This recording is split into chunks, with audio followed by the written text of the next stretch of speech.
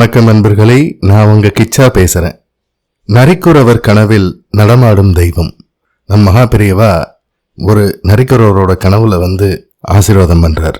அந்த சம்பவம் பத்தினதுதான் இந்த பதிவு.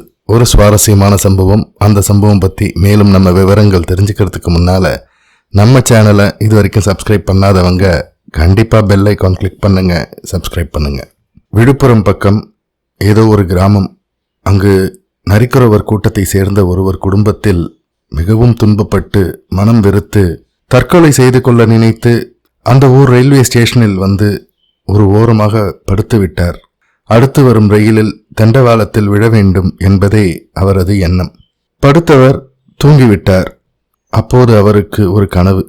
அதில் யாரோ ஒரு சாமியார் தோன்றி, நீ சாக வேண்டாம், என்னை பாரு, நான் உனக்கு அமைதியை கொடுப்பேன் என்று சொல்ல திடுக்கென்று விழித்து கொண்டார் அந்த நரிக்குறவர். அவர் உடம்பெல்லாம் ஒரு புத்துணர்ச்சி. எந்த சாமியார் கனவில் வந்தாரோ அவரை தேட வேண்டும் என்று தோன்றிவிட்டது. உடனே தன் கையில் பல நாளாய் போட்டிருந்த ஒரு தங்க மோதிரத்தை விற்று காசாக்கி ஒவ்வொரு ஊராக அலைந்து திரிந்து எத்தனையோ சாமியார்களை பார்த்தும் கனவில் வந்தவரை கண்டுபிடிக்க முடியவில்லை. மீண்டும் மீண்டும் அலைந்து வாடினார்.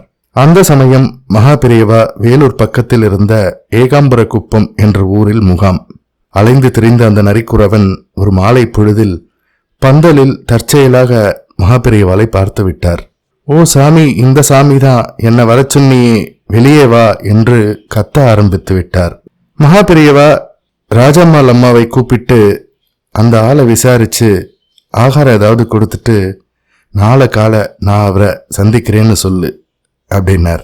ராஜம்மாளும் அந்த நரிக்குறவரிடம் சென்று, நீ யாரப்பா, உனக்கு சாப்பாடு தரேன், உன்னை காலையில சாமி பார்த்து பேசுவாங்க என்று கூறிவிட்டு விவரம் கேட்டால் ராஜம்மாள், ஆமாம் தாயி, என் 2 பொண்டாட்டி கூடவும் சண்டை, 3வது ஒரு பொண்ணை கட்டிக்கிட்டேன், அவ எனக்கு விஷம் கலந்த சாப்பாடு வச்சுட்டா, அதை நான் பார்த்துட்டேன், மனது ஒடிஞ்சு போய் செத்து போறதா இருந்தேன்.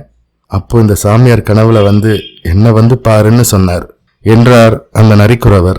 மறுநாள் காலையில் மகாபெரியவா வெளியே வந்தார். நரிக்குறவர், சாமி, உன்னை பார்த்தா எங்க தாய் மாதிரி இருக்கு, நான் குப்பையை கூட்டிக்கிட்டு உன் கூடவே இருக்கேன் என்று கதறிவிட்டாராம்.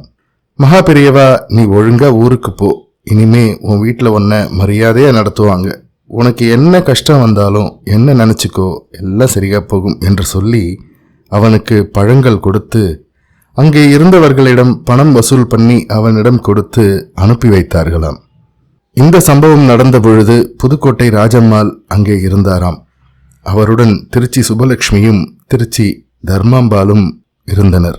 ஜெய ஜெய சங்கர ஹர ஹர சங்கர. இந்த பதிவு உங்களுக்கு பிடிச்சிருந்தா லைக் பண்ணுங்க, ஷேர் பண்ணுங்க, கமெண்ட் பண்ணுங்க, மறக்காம பெல் ஐகான் கிளிக் பண்ணுங்க, சப்ஸ்கிரைப் பண்ணுங்க. நன்றி அன்பர்களே.